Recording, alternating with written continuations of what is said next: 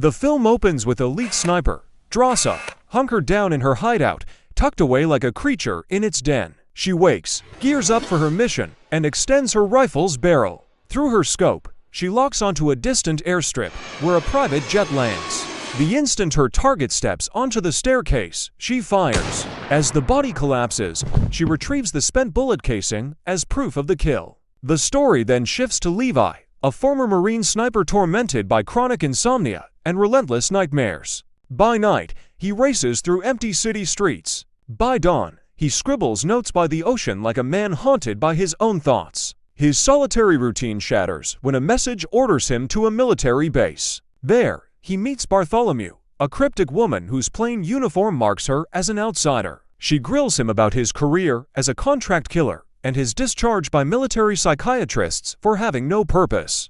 I had no reason to. You had no reason. There's not a lot of reasons for me right now. Bartholomew hands him a new assignment. Meanwhile, Drasa visits her mother's grave and her terminally ill father. Hey, Daddy. Handing him the bullet casing, a morbid trophy he stores in a dedicated pouch, a silent tally of her kills. She reveals Moscow has ordered her into a year-long covert assignment after being caught on security footage. The catch, her father's prognosis: he won't survive the year. If he does, he plans to cheat death via Russian roulette on Valentine's Day. By September, Levi regains consciousness inside a helicopter. A pilot confirms his identity, hands him a parachute, and instructs him to hike 38 kilometers to a fog-shrouded canyon. At the edge, he meets JD, the observer he's replacing. JD explains the setup to solitary outposts flank the canyon. Each powered by generators and solar panels from rival European groups, observers are forbidden to communicate. Nearby, a small garden thrives, and the forest buzzes with more wildlife than a social media feed has hot takes. Duties include daily perimeter checks, fence repairs, mine replacements, and turret maintenance, all to stop something escaping the canyon. Monthly radio checks are mandatory. Signal jamming antennas cloak the area from satellites. JD warns of the Hollowmen, entities tied to a rumored gateway to hell. After World War II, 3 cavalry battalions vanished here during a sweep. If alarms blare, JD says, run, fast. Most equipment dates to the 1940s, relics of a secret Cold War pact to guard the canyon, a deal so classified, even presidents were kept in the dark. At dawn, Levi watches JD leave. Unbeknownst to him, JD is executed at his evacuation point. Thank you for your service.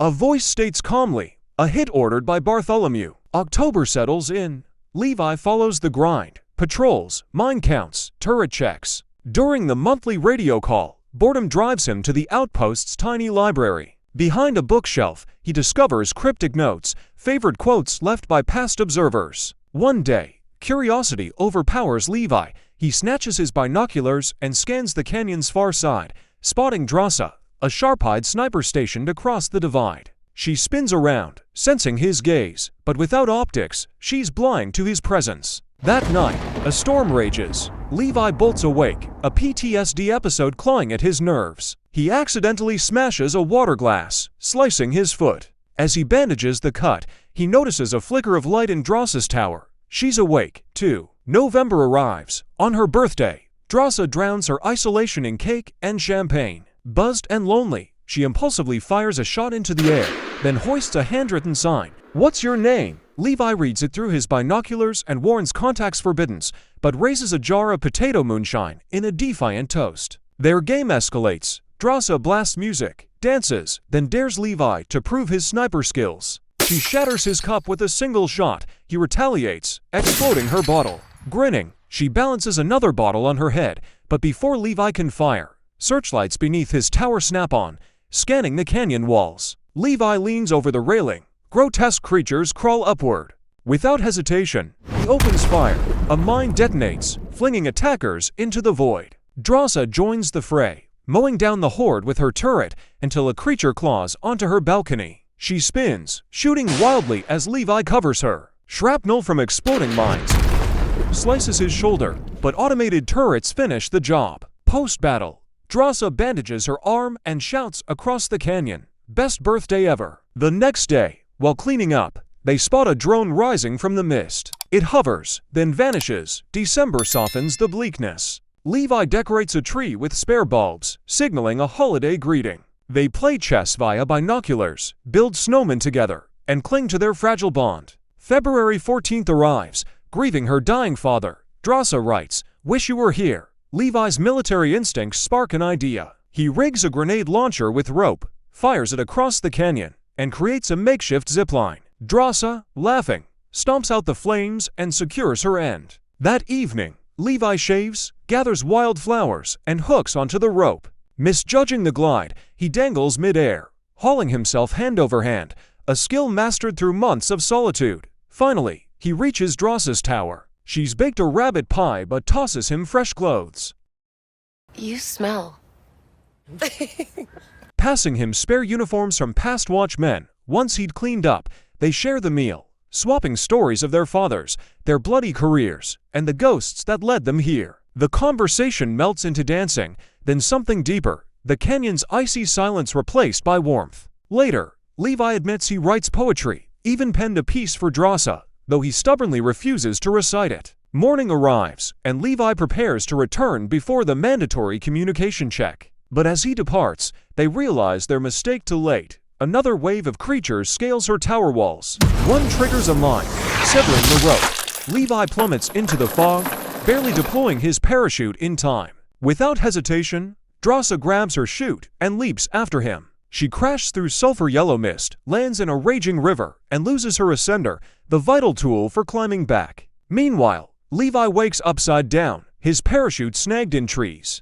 Before he can cut free, a giant worm-like mutant lunges, biting into him. He shoots it off, slices the ropes, and drops into a glue-like substance. The more he struggles, the tighter it grips. It's alive, hungry. Just as its jaws snap shut, Drasa blasts it apart and drags him free. Soaked and battered, they trek through the fog-drenched forest toward the eastern cliffs. Before they reach safety, they're ambushed by eerie riders, wooden puppets with sabers, like Pinocchio's deranged cousins. Bullets drop them, but mid-fight, Drasa confirms her ascender's gone. Scaling the 500-meter cliff is impossible now. Examining the fallen attackers, Levi makes a grim discovery. Their gear dates back to the 1940s. These were soldiers from the vanished battalions, trapped here for 80 years. They press deeper into the cursed woods, where trees twist like petrified skeletons, until they stumble on an abandoned military base. Tattered flags, British, Russian, American, flutter weakly. Cracked asphalt hints at an ancient earthquake. Inside a crumbling church, pews hold skeletal remains. Cyanide traces suggest they chose suicide over whatever lurked outside.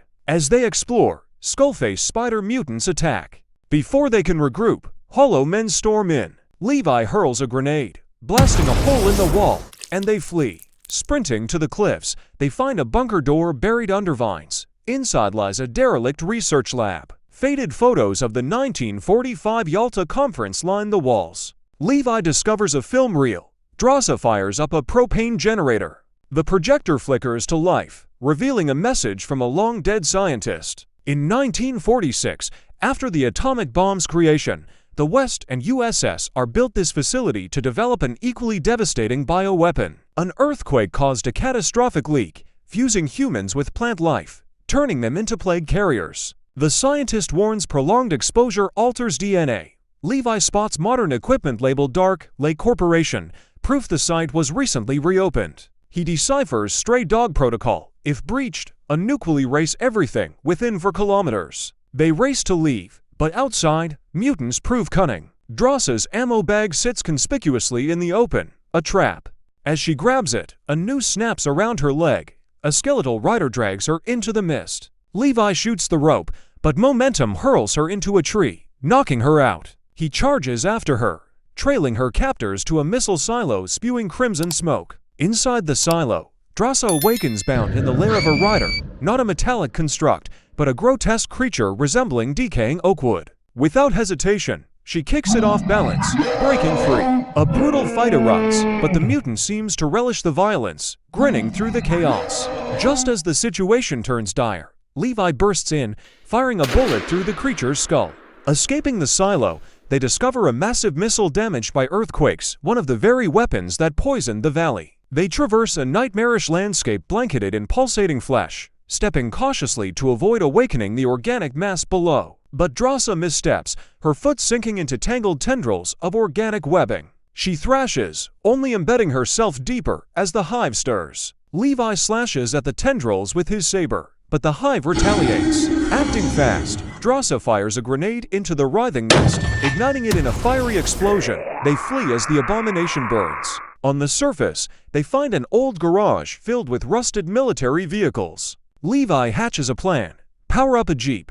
Use its winch to scale the cliff without the missing ascender. Racing to the eastern wall, Levi secures the cable while Drasa fends off mutants with her rifle. She slams the gas pedal, and the jeep defies physics, crawling up the vertical rock face like a glitch in a video game. But the hollow men pursue, scaling the cliff and rope with unnatural speed. Locking the gas pedal with a crate, Levi and Drasa fight off the creatures, kicking their gnarled bodies into the abyss. Levi nearly slips, but clings to the ledge, shooting a fuel canister below. Gasoline rains onto the mutants, and he ignites them with a flare. Flames engulf the horde, but the fire spreads to the jeep, forcing them to cut the winch and climb the final stretch manually. At the cliff's peak, Levi bandages Drasa's wounds. They confront the unavoidable truth: their superiors will hunt them down. Drasa suggests fleeing, but Levi argues it's futile. Others will replace them, and the valley's horrors will persist. The only solution: destroy the gorge.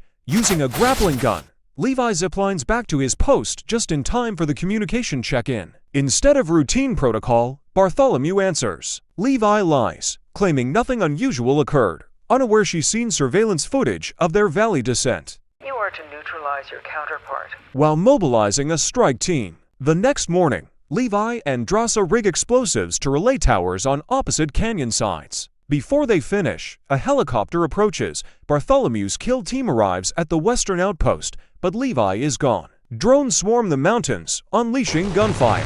A tree crashes onto Levi's leg, but he shoots down to drones. Drasa snipes the last. Reaching their target, they set defenses. Meanwhile, Bartholomew inspects Levi's quarters and finds hidden messages from past observers. One, scrawled by Levi, quotes Buddha: "Three things cannot stay hidden: the sun, the moon, the truth." Before she reacts, Levi and Drasa detonate the charges. Explosions rip through the relay towers, collapsing them one by one. Satellite jamming signals die, exposing the valley to the world. As the final tower falls, an air raid siren wails. The stray dog protocol activates. The nuclear warhead detonates, a firestorm devouring the valley. The shockwave cripples Bartholomew's helicopter, sending it spiraling into the cliffs. Levi, racing ahead of the blast, is hurled off the ridge into the river below. Drasa, watching from a safe distance, sees the inferno consume the valley. Time passes. In a secluded cave, Drasa etches days onto the wall, clutching Levi's sealed envelope.